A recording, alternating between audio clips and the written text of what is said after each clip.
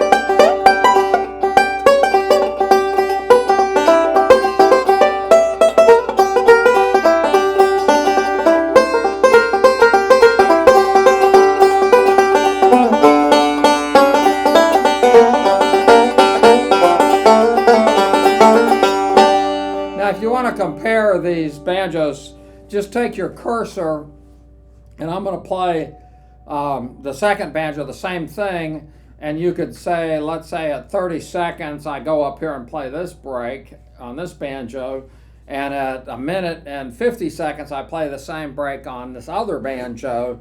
You can just compare the different registers. Okay, so let's look at the second banjo, and this.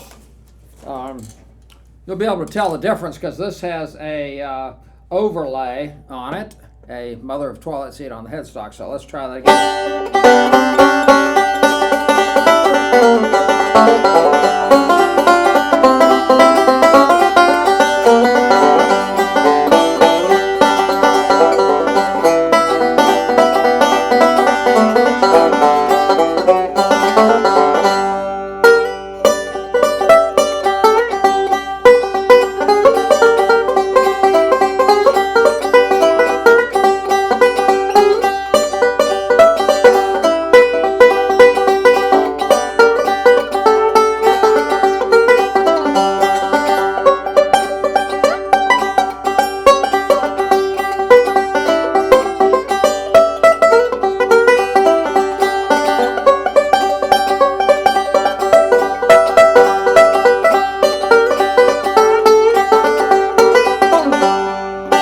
Okay, now we'll go through the banjos, and then I'm at the end of this video. This is going to be kind of a long video.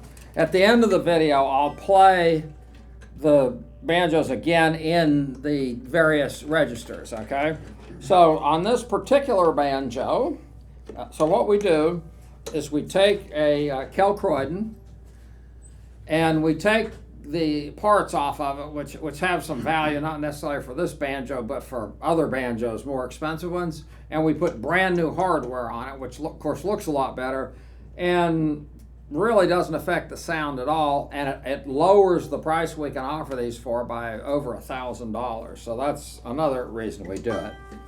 And just so you know, what's fascinating to me about these is we'll have banjo players come in that are, they don't play in bands necessarily, maybe part-time, but they're really good banjo players, and they've never actually had a pre-war banjo. And they'll come in to look at a Gibson reissue, and just for the heck of it, I'll show them one of these, and they'll play it, and they've got a good ear, and they hear the sound of the pre-war parts, which in this case are the rim and the resonator, okay? So here's the resonator. Now, this is a special limited run that was done for a school system in the 30s, and for some reason they wanted the sunburst on it. So this is a pretty rare instrument. That also is Mother of Toilet Seat. The second thing, and most of these banjos did not have sticker or serial numbers in them, but that is definitely a 3-ply hard rock maple pre-war shell. And those things are magical. So this essentially, if you really want to, you know, describe it accurately, so this would be the same shell, basically, that would be an Earl Scruggs banjo, okay? And all the resonators are made out of poplar, okay? And then they put a veneer on the outside. So this would be just like Earl Scruggs' resonator, except that his has curly maple here, where this is mother of toilet seat, okay? So I did want to show you that. And then basically we have a neck made by a very good builder out of Missouri. You can see what that looks like. And a lot of times they'll put an overlay on the headstock like this. Now, many times I'll just do a normal fingerboard, and the reason is because on these, everything is painted on. So if you play the banjo a lot, you'll actually wear the inlays off, okay?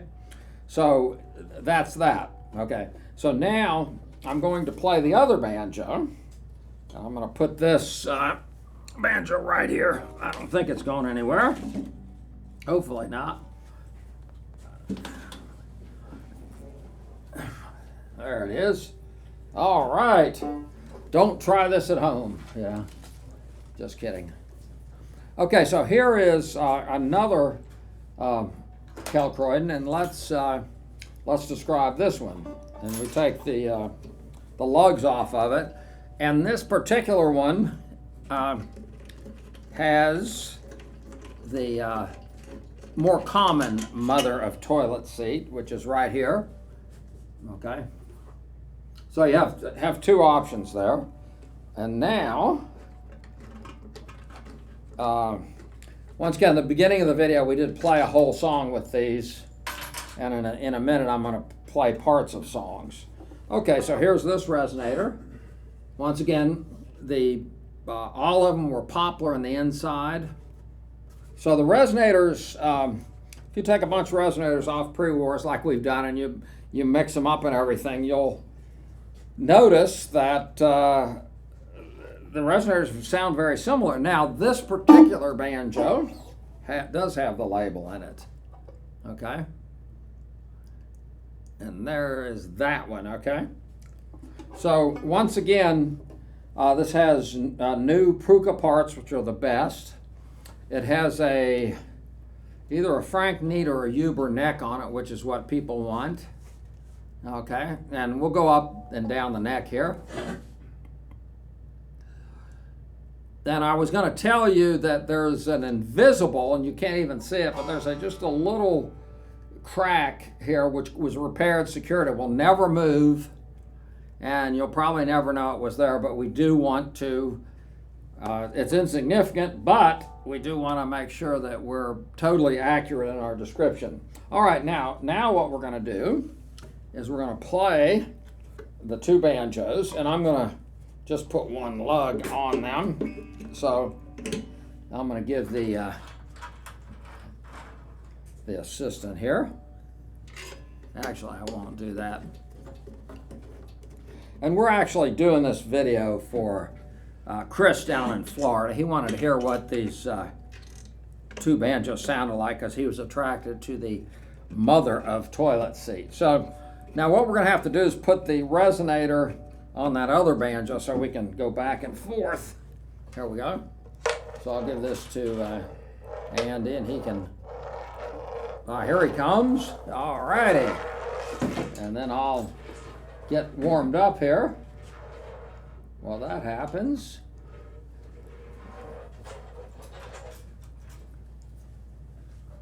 Okay.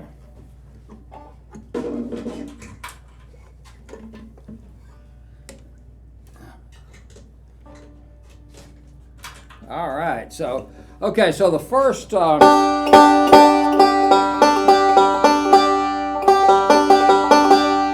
and I didn't mention that each of these banjos was totally disassembled by Steve Huber, and he fit the parts correctly, so there's very good transference of sound. So what we're going to do is we're going to put that banjo here, because I'm going to just play a short thing. Okay, so here we go. So here's Crypto.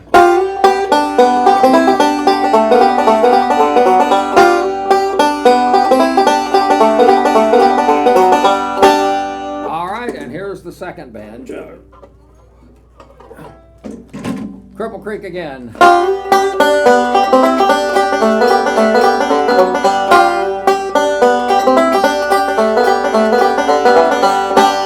And now we'll go up the middle register.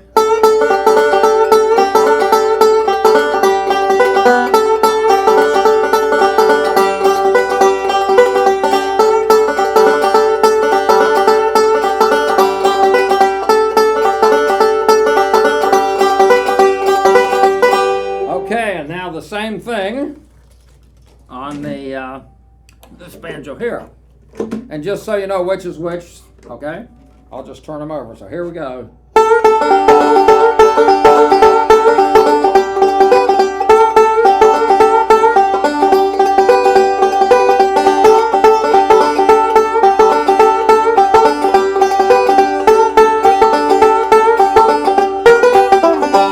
And I'm going to play one more lick here.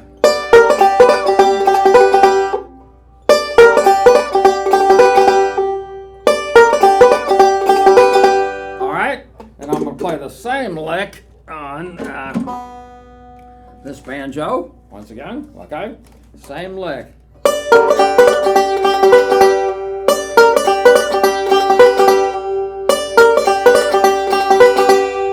All right, and then up high.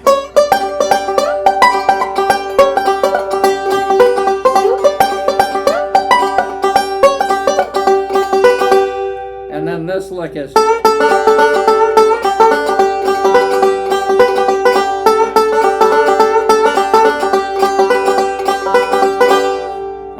Now we'll go up the neck.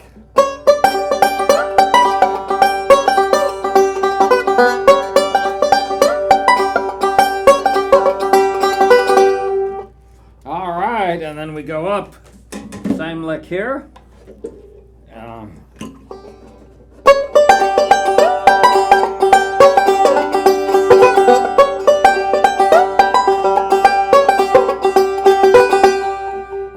So that is the two banjos, and if you need any more comparisons, because we can, if you have a particular banjo you want to listen to, we can run over to the studio, which is about 100 feet from the banjo warehouse, and we can shoot a video real quick. So you guys have a happy day, and have a great day, and if you have any questions, you can call Andy at 404-372-5482, or you can go to banjowarehouse.com.